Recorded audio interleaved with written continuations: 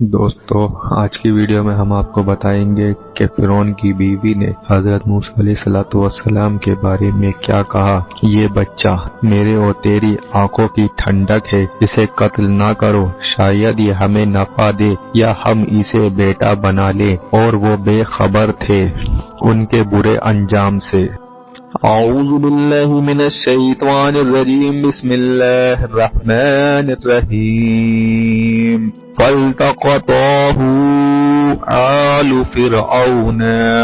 ليكون لهم عدوا وحزانا إن فرعون وحامان وجنودهما كانوا خاطئين۔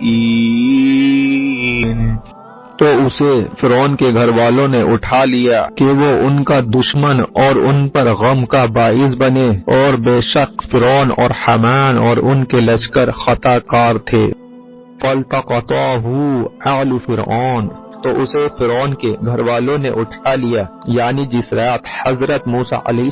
السلام کی والدہ نے حضرت موسیٰ علیہ السلام کو دریائے نیل میں ڈالا، اس کی صبح کو فرعون کے گھر والوں نے حضرت موسیٰ علیہ السلام کے صندوق کو دریائے نیل سے اپنے محل میں آنے والی نہر سے اٹھا لیا اور اس صندوق کو فرعون کے سامنے رکھا۔ جب اسے کھولا گیا تو اس میں سے حضرت موسیٰ علیہ السلام برآمد ہوئے، جو اپنے انگوٹھے سے دودھ چوس رہے تھے۔ فرعون کے گھر والوں نے حضرت موسیٰ علیہ السلام کو اٹھا لیا، یعنی اٹھانے کا مقصد یہ نہیں تھا کہ حضرت موسیٰ علیہ السلام ان کے لیے دشمن اور غم کا باعث بنے، لیکن اس اٹھانے کا انجام اور نتیجہ یہ بنا۔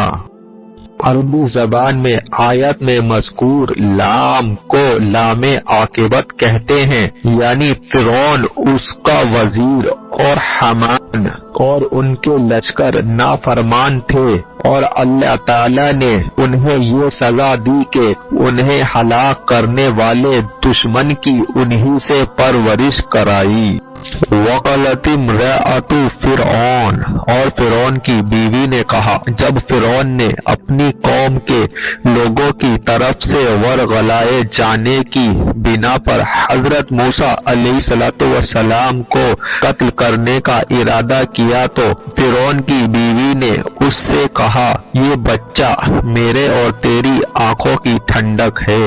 تم اسے قتل نہ کرو، شاید یہ ہمیں نفع دے یا ہم اسے بیٹا بنا لیں، کیونکہ یہ اسی قابل ہے۔ فرعون کی بیوی آسیہ بہت نیک خاتون تھی،